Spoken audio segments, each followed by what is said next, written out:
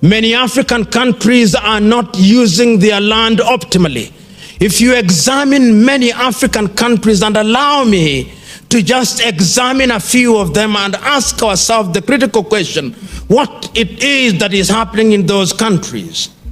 Today, Nigeria claims, and I underline the word claims, that is the largest economy in Africa, with a GDP of about 550 billion United States dollars, with possibly a population of about 200 million. They have never had a census in the recent past. If they have had one, nobody believes it. And there is every possibility that the population of Nigeria in 2050 will be about 1 billion of them. Nigeria relies on oil. 80% of its income is from oil production. It suffers from what commentators describe as the Dutch disease. Nigeria is incapable of producing enough rice for her people, but they love jollof rice. They are incapable of producing enough chili, and they love their chili. They are incapable of producing enough tomatoes, and they love their tomatoes.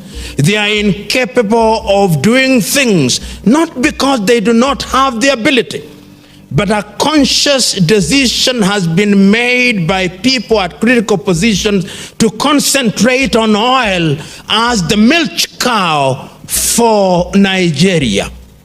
So going forward, what one must ask, particularly an organization such as AGRA and NEPAD and the African Union, what real interventions must be made in Nigeria? Because Nigeria is a true potential giant in that regard. If Nigeria were to wake up from her slumber, then the entire West African region would wake up from her slumber. Because one has analyzed Nigeria and the plight of Nigeria and our inability as we speak now to produce enough food for herself, one need not analyze Mali. One need not analyze Senegal. One need not analyze the little Benin and the little Togo and the little Gabon and the little Cameroon, because the story is the same in that part of the world.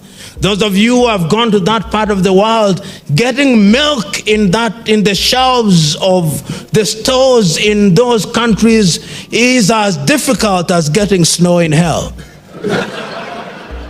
So there is a sense in which we must ask ourselves the critical question, why is it that those interventions don't make us realize our potential? One sometimes, as one looks to the future and one looks at Congo, a country that is as big as the entire Western Europe, and yet Congo, with a population of no more than 80 million, yet Congo, whose perhaps 90% of our land is arable, one asks the question, if that land were to be utilized productively, that land could feed the entire Africa. In fact, I remember now it being said of Congo that it is capable of doing three things which could liberate Africa. That Congo is capable of generating enough hydroelectric power to cover the entire Africa. That Congo has waters in her rivers that could irrigate the entire Sahara Desert. Of course, some of it is exaggerated, but is exaggerated deliberately to demonstrate to us the levels of underutilization of that potential. That the Congolese soil is capable of producing enough food for the entire Africa. One asks the question, what must one do in order to unlock the potential of the Democratic Republic of Congo? One asks the same question of Angola. If Angola were to use her land effectively and liberate herself from the chains of dependency on oil, what could Angola achieve? You will remember not so long ago, during the first term of President Mbingu wa Mutharika in Malawi, that one of the songs of praises that were composed in his honor was that he found a country called Malawi that could not feed herself, and within 5 years the country was feeding herself and exporting enough grain.